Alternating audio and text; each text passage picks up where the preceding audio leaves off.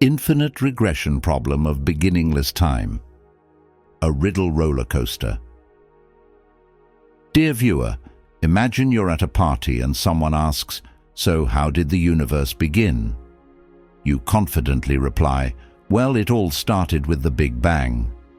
But then a philosopher in the corner raises an eyebrow and says, "And what caused the Big Bang?" You pause, thinking, "Okay, maybe something before that." Then a theologian chimes in, "But what caused that?" Suddenly, a physicist walks by muttering, "What if there was no beginning at all?" And just like that, you're caught in the infinite loop of the infinite regression problem of beginningless time. Hold on to your hat, dear viewer, because we're about to embark on a whirlwind journey through the realms of the infinite regression problem in philosophy, religion, and science. What is the infinite regression problem? Let's start with the basics. The infinite regression problem is like trying to find the first page of a book that has no beginning. You keep flipping back, but there's always another page before the one you're on. In philosophical terms, it's the idea that if time has no beginning, every event is caused by a previous event, which is caused by another event, and so on, ad infinitum.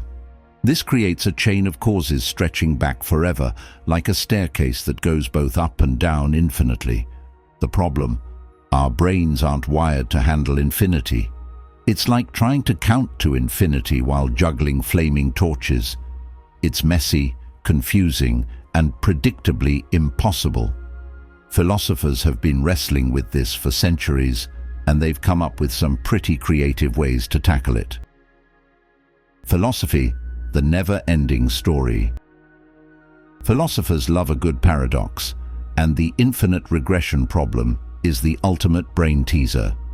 Let's break it down. The actual infinite. Imagine an infinite library where every book is a moment in time. If you tried to read every book, you'd never finish because there's no first book to start with. This is the problem of an actual infinite. It's a non-completed infinity that is impossible to traverse. The causal chain. Think of time as a conveyor belt of causes and effects. If the belt has no beginning, how did it start moving? And if it's always been moving, how did we get to the present moment? It's like trying to explain how a train arrived at the station if the tracks stretch back infinitely. Zeno's paradoxes. Ancient philosopher Zeno of Elea was the king of mind-bending puzzles. In Zeno's paradox of Achilles and the tortoise, Achilles, a swift runner, races a tortoise that has been given a head start. The paradox argues that Achilles can never overtake the tortoise because, in the time it takes Achilles to reach the tortoise's previous position, the tortoise will have moved a little further. This process repeats infinitely, with Achilles always needing to cover a smaller and smaller distance, but never actually catching up. This paradox highlights the counterintuitive nature of infinity and motion, suggesting that motion may be an illusion. Similarly, if time is infinite, how did we ever catch up to the present? The infinite hotel. Imagine a hotel with an infinite number of rooms. Even if every room is occupied, the hotel can still accommodate more guests by shifting each occupant to the next room. This thought experiment, known as Hilbert's Hotel, illustrates the mind-bending nature of infinity. The Mobius strip. Imagine a Mobius strip, a surface with only one side and one edge. It's a mind-boggling shape that defies conventional geometry. Similarly, the infinite regression problem challenges our linear perception of time, suggesting that time might be more like a Mobius strip, which is endlessly looping and interconnected. Philosophers like Immanuel Kant and Bertrand Russell have argued that infinity is a useful concept in math, but doesn't work in the real world. They suggest that time must have a beginning to avoid the absurdities of infinite regression. But not everyone agrees. Religion, God, the universe, and everything. Religious traditions have their own take on the infinite regression problem, often using it as a springboard to talk about God or a divine creator. Let's dive into a few examples. The Kalam cosmological argument. This is like the philosophical equivalent of a mic drop. Popularized by Islamic scholars and later by Christian apologists like William Lane Craig, the argument goes like this. Everything that begins to exist has a cause. The universe began to exist. Therefore, the universe has a cause, and that cause is God. The Kalam argument tackles the infinite regression problem head-on by saying an actual infinite is impossible. If the universe had no beginning, we'd never reach the present moment. Therefore, there must be a first cause or a divine uncaused cause that started the whole shebang, and that cause is God. Hindu cosmology. Hinduism takes a different approach. In this tradition, the universe is cyclical, like a cosmic yo-yo. It expands, contracts, and repeats in an endless cycle of creation and destruction. While this avoids the idea of a singular beginning, it still raises questions about how the cycle started. Is there a cosmic yo-yo master? Hinduism suggests that Brahman, the ultimate reality, is the source of everything, but it's a bit more abstract than the personal God of the Kalam argument. Buddhism and dependent origination. Buddhism flips the script by focusing on interdependence rather than a first cause. Everything arises in dependence on something else, like a never-ending game of Jenga. But Buddhism also avoids the idea of an eternal, unchanging creator. Instead, it emphasizes impermanence and the absence of a fixed beginning. Science, the Big Bang and beyond. Now, let's bring science into the mix. Scientists love to measure things, but infinity is, well, immeasurable. So how does modern science deal with the infinite regression problem? The Big Bang theory. This is the scientific equivalent of saying, once upon a time there was a really big explosion. According to the Big Bang theory, the universe began about 13.8 billion years ago from an incredibly hot, dense state, a singularity. But here's the kicker. The Big Bang doesn't explain what caused it or what came before. It's like showing up to a movie halfway through and wondering what you missed.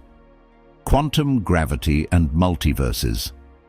Some scientists propose that the Big Bang wasn't the absolute beginning, but rather a transition from a previous state. Theories like loop quantum gravity and string theory suggest that the universe could be part of a larger multiverse, where new universes are constantly popping into existence like bubbles in a cosmic bathtub. This avoids the need for a singular beginning, but still leaves us wondering about the ultimate origin of the multiverse. Cyclic models. Inspired by Hindu cosmology, some physicists propose that the universe goes through endless cycles of expansion and contraction. Each Big Bang is followed by a big crunch, and the process repeats indefinitely. It's like a cosmic Groundhog Day, but with more black holes.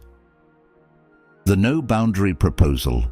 Stephen Hawking and James Hartley suggested that time might be like the surface of a sphere which is finite but without a boundary.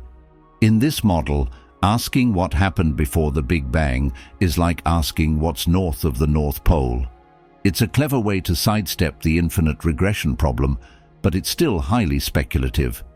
Other theories, like those involving quantum mechanics and the nature of space-time at the Planck scale, suggest that our understanding of causality might break down at the very early universe. Perhaps, at the most fundamental level, the concept of cause and effect as we understand it simply doesn't apply. It's like trying to understand the rules of chess by looking at individual atoms. The rules operate at a different level of reality. Why does this matter? You might be thinking, okay, this is all fascinating, but why should I care? Well, the infinite regression problem isn't just an abstract puzzle. It's about understanding the nature of reality itself. It forces us to confront big questions like, does the universe have a purpose? Is there a reason for existence? Are we just tiny specks in an infinite cosmos, or is there something more? Whether you're a philosopher, a theologian, or a scientist, the infinite regression problem is like the ultimate riddle. It challenges our assumptions, pushes the boundaries of knowledge, and reminds us that some questions might never have definitive answers. The infinite quest. So, where does that leave us? The infinite regression problem of beginningless time is like a cosmic game of hide and seek.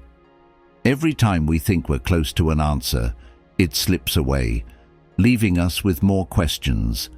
But that's the beauty of it.